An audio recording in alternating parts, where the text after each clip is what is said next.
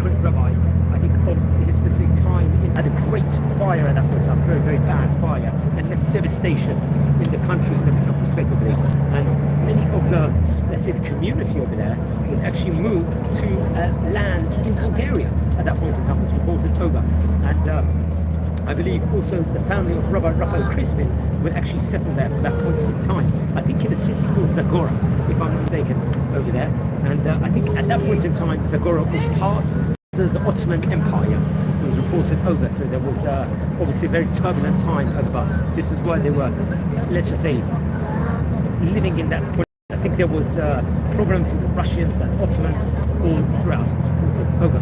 Now he would actually study Torah under the great rabbis of that specific vicinity, and at a very, very high level at that point in time, would learn great amount of Torah. And he was actually in that specific city in itself. I think in Zagora there was his house, which he was actually in, was an opening place for the great rabbis. They would come, they would assemble there, they would discuss over there, would speak over there, and really assemble and grapple with, like, let's say, the most important issues at that point in time. Now it's actually interesting, he'd have a close connection, I believe, with Rabbi Yaakov Z'tl Nino, who was the author of the Yaakov book, the truth of Jacob in of itself.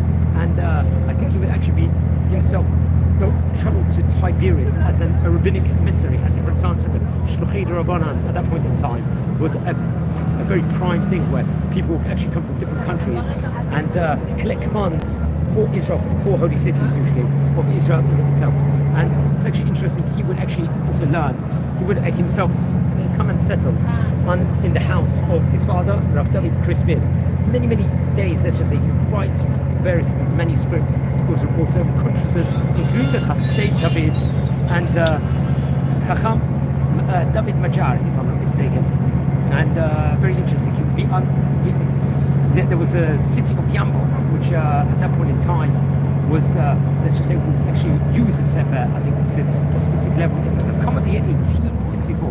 Rabbi Rafael Crispin would actually establish a Torah school in that vicinity for boys over there. It was called the Tiferet Yisrael, and this was in the city of Yambol, I believe. This was, I think, under the, let's just say, connection with another rabbi, Austrian rabbi, Rabbi Horowitz, I believe. He happens to be the rabbi of Vienna at that point in time, and I think they had a strong kesher. This Beit Sefer, like, well, let's just say, had the different levels of Torah in of itself, and let's just say they were learning various different languages, such as Hebrew, at a very high level, and very, very much was just seen as a prestigious place at that point in time. And I think he would bring various different teachers and Talmidei Chachamim from Madirna, if I'm not mistaken, and they would actually help working within regards to congregation with the Kehila in of itself. Now, I think after 2 years, in the year 1864, they would establish over there the Beit Sefer, a Jewish school for boys in the year of Yambol, if I'm not mistaken. This was very, very prestigious. That's actually, he'd be also working in trade at that point in time. Rafael Crispin would. He would have, let's just say, strong connections with the family called the Adot family from the city of Vienna, who I believe was very, very prominent in various different things in of itself. And within regards to the Chachamim of Vienna, there was a strong connection with Austria in of itself.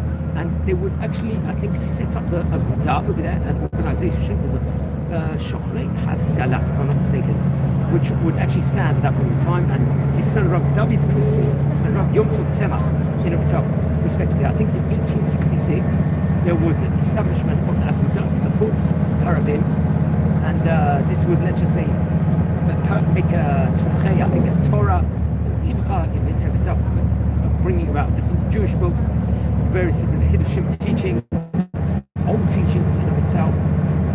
And for the youth, they would really try and mitzvazek the people at that point in time and bring various different books. Simply know the dates that he passed away, but it was reported over now he died in the Ottoman-Russian War.